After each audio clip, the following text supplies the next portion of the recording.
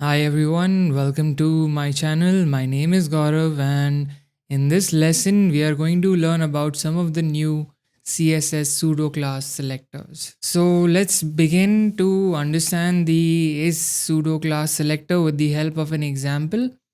So here we have a couple of article tags, and within them we have the different headings, which are h1, h2, and h3, and you can see them over here. And there is a paragraph inside the final one. Now, what we want to do is when we hover over these headings, right, we want them to scale and uh, translate towards the right side. So, we have written the logic for that, and you can see that this is happening. Let's take a look at the CSS for this.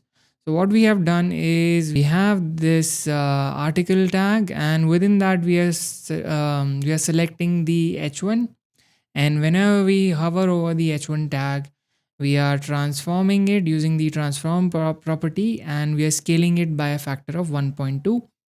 And similarly, we have done that for the h2 and the h3 tags, right? So this is the common rule for all of the three elements when we hover over them, and to make the effect smooth, right? So we have written the transition property and we have applied it to the scale and the transform properties, and we have given all of these three tags a color of tomato. Let's see how we can achieve the same using the is pseudo class selector. With the help of the selector, we can write the same rule, but the syntax would become much more shorter and it would be much more easier to understand.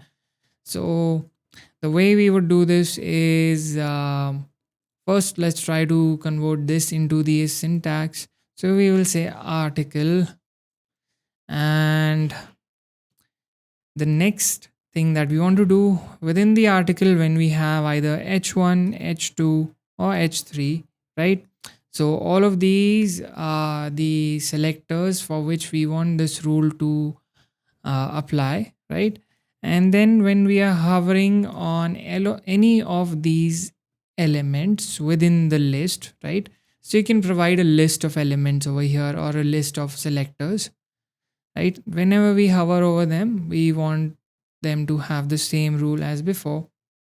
So let's paste it over here. Let me get rid of this now. Okay.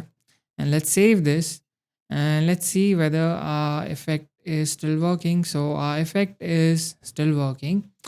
And similarly, we want to simplify this rule as well. So what we will do is we will say article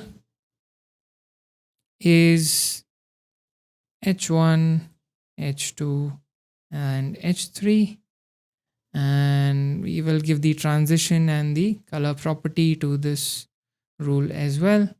Let's get rid of this and save, and you can see that our effect is still working. All right. So with the help of the is selector, we were able to write the same rule, but it was much more easier to write the rule compared to the previous way, right? Another advantage of using the is rule is that it has a forgiving selector list, right? So, for example, let me bring back the previous way of doing this, right? Let me just keep this one. Okay. And suppose we wrote an incorrect rule over here, we will say article, and maybe there was some tag like xy equal to, we wrote something incorrect. Okay. And let me comment this out, right? So you can see the entire rule has been broken, right? So the smooth transition effect, it is no longer working, it is lagging now, right? It is instant, actually, it's not that smooth. So what we will do is so let me get rid of this. Now the effect is working again. So this was the old way where if there was any breaking rule, the entire the rule would fail, right? None of these styles would work. Whereas in case of the is pseudo class selector, suppose we give an incorrect select over here, suppose x, y, or xz equals, okay, this is also breaking the rule, right? Let me comment this out and let's save this. But you can still see that the effect is being applied, right? Even though this rule is incorrect, the rest of the rules are still working correctly. So it has a forgiving CSS selector list. So this is one of the main differences between the previous way of doing things and writing the same rule using the is pseudo class selector. Similar to this, we have another pseudo class selector, which is the where selector. Let's see how that works. It is pretty similar to the where selector. Let's rewrite this entire example using the where selector now. Let me apply this, and instead of is, right, wherever we wrote is, we will just replace it with where. Okay. And let's save this, and even if we do a refresh, you can see the effect is still in place, right? So it works similar to the is selector. Now you might be wondering what is the difference between the two. The difference between the two is in how the specificity works for the two pseudo class selectors. So let's understand the difference between the two with the help of another example. So what I will do is let's move into this example. Okay.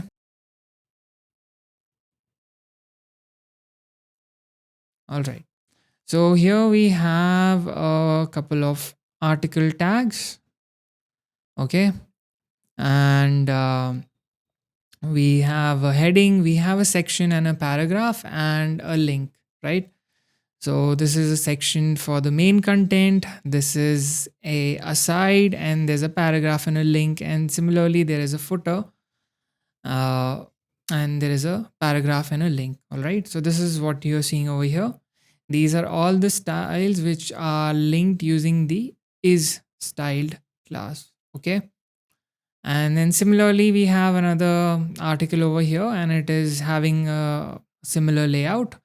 But all of these, section, aside, and footer are styled using the where styled class. All right, so we have given these two class names over here. Now let's write some styles over here. So what we will do is we will say that all of the links which are inside the is styled um, class, right, which are using the style class, they will have the color coral, and all the where styled links will have the color as pale violet red. So let's um, write the rule for that. All right. So what we will do is we will say is section, and it has the is styled class. Similarly, when there's an aside and it has a is styled class, and we have a footer with the is styled class, what we want to do is we want to change the color, and we want to select the anchor tag, right? So if it's any of these elements and there's an anchor tag inside them, we want to change the color to uh, coral. All right. So you can see the change over here. Similarly, we will write another rule, but this time we will use the where pseudo class selector, and we will say where style, because that is the class name that we have used over here, right? So we will replace all of these with where style, and instead of using the color coral, we will use pale violet red. Okay, so you can see it has a different color for these links. Now what we want to do is we want to override this rule. All right, so just for the footer, so we'll say footer and we will change the color back to say blue, for example, dark blue. Let's save this, and you can see that the color for the footer for the where style link has changed, whereas for this link it has not changed, right? So the reason being that the is pseudo class selector, it follows the specificity, right? Sorry, it considers the specificity of the element which is specified within the list, right? uh, and it will give this entire rule, the highest specificity of the element which is provided within the list, right? So you can see this rule has this specificity, right? So whichever element has the highest, specificity within the list, it will take that as the specificity of this entire rule. Whereas in case of the where pseudo class selector, it has zero specificity. That is why this rule which we wrote right now, we are able to override the rule for the we are able to override the color for the footer which is having a link inside it. Okay, so that is the difference between the two, right? Whenever you want to consider the specificity, you make use of the is selector wherever you want, the specificity should remain intact, right? uh, or the specificity should be ignored and you should be able to override it. You can use the where selector, so it depends on the use case. That is the difference between the two. Even in case of the where selector, it is forgiving in nature. So even if you write an incorrect rule or provide an incorrect selector over here, it will work for the rest of the rules which are valid, but it will not break the rule for the entire list which is specified. All right. Now let's take a look at the third and the final CSS pseudo class selector, which is the has selector. Now the has selector, it allows us to select the ancestor element, and basically it allows you to define rules, right, or apply styles based on the content of the element, right? So let's understand this with the help of an example. Let me show you the HTML structure for this. So we have this article tag over here. It has a couple of headings. We are using the h1 and the h2 tag over here. There's a paragraph and there is another article with the h1 and a paragraph. And similarly, there's another one. And the last one is a section, right? So the structure is similar, but instead of the article, we're using a section. It has a heading and a paragraph as well. So what we want to do over here is that we want to target all the articles which have a heading inside them and give them a border. Okay. So let's see how we can do that with the help of the has selector. So we'll say article which has the h1 or the h2 or the h3 tags within it, and such an article which has these heading tags, we want to give it a border which is dashed and it has the color cornflower blue, and let's give it a size of 4 pixels. So you can see all the articles, right, which have the headings, and it can be either one of these, right? Either it has the h1, h2 or h3, right? So for example, I get rid of the h1, right? So only the first paragraph has the h2 tag, right? That is why the border got only applied to the h2 the first paragraph. The other articles, they do not have the h2 tag. Okay. So that is why, since h1 is no longer part of this list, the styling got only applied to this one. Suppose we wanted to get applied for the h1 tag as well. So we will add it over here. And you can see all of these have a border, right?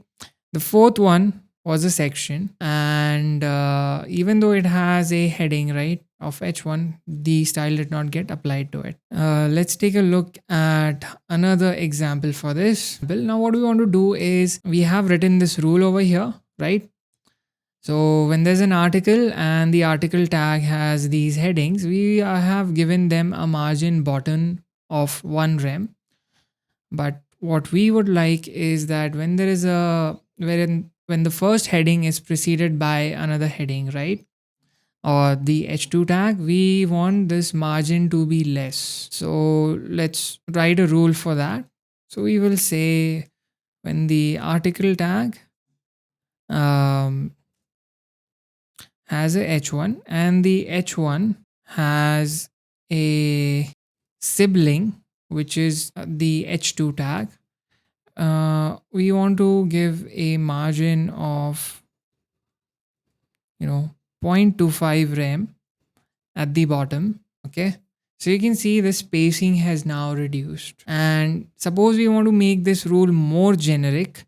So what we will do is we will provide a list over here, right? So we can make use of the is pseudo class select over here, whether it is h1, h3 or h4, right? We want the spacing at the bottom to be 0.25 rem, right?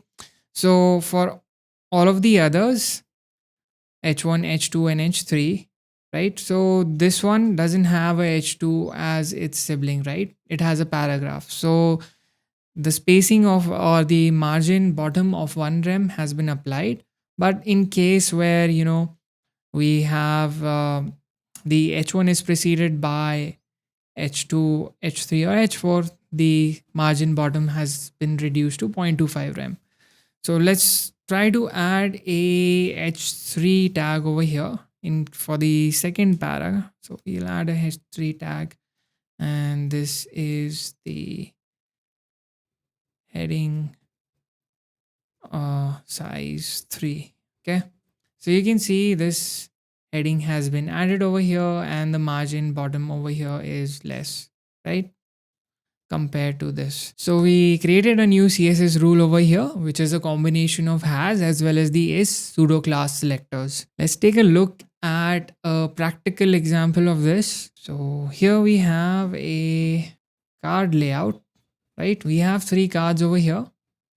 What we would like to do is whenever there's an image inside a card, we do not want this padding to be applied, right? So let's take a look at the structure of the HTML over here. So we have a article tag over here and we have given it the class card, and then there's a heading which we are calling as the card heading. Then there's a section with some description over here, and there's a footer, right? Similarly, we have this second card, right, with the same structure, but the third one has an image. Let's take a look at the CSS for this. So we are saying that whenever there's a card, we are giving it a padding of 16 pixels. That is why you see this gap over here. So what we would like to do is whenever there's a card with an image, we do not want this padding. We want the image to be full screen. So let's write a CSS rule for this, and we will be able to do that very easily with the help of the has selector. So we will say whenever there's a card which has an image, right, what we like to do is we want to get rid of the padding at the top. We will make it 0, right and left we will make it 0, and at the bottom we will keep it as 16 pixels, right? You can see that the image is now sticking to the element, but at the same time the content is also sticking. So what we want to do is when the card has an image, right, and what we would like to do is for the card content and the footer, okay, the card has an image and it has the card content class and a footer. In that case, for these elements, we want the padding in the left and the right, right? So we will say padding 16 pixels, right? So I'm using the shorthand notation over here. So padding at the top and the bottom is 0, but in the left and the right, it is 16 pixels. So you can see that, this has been applied. Another thing that we want to do over here is we want to um, hide the overflow. So we'll set the overflow to hidden so that the corners are rounded, right? So we were able to achieve this. Another small thing that we want to add over here is that uh, whenever there's a card and the card heading should be underlined, right? That is the effect that we want to achieve. So in that case, what we will do is we will write the CSS for that. We will say card, and whenever it the card element is preceded by a heading, and that heading can be either h1, h2, or h3, right? And since all of our headings have the card heading class associated with them, so when it's any of these elements which have the card heading class to them, we will say border bottom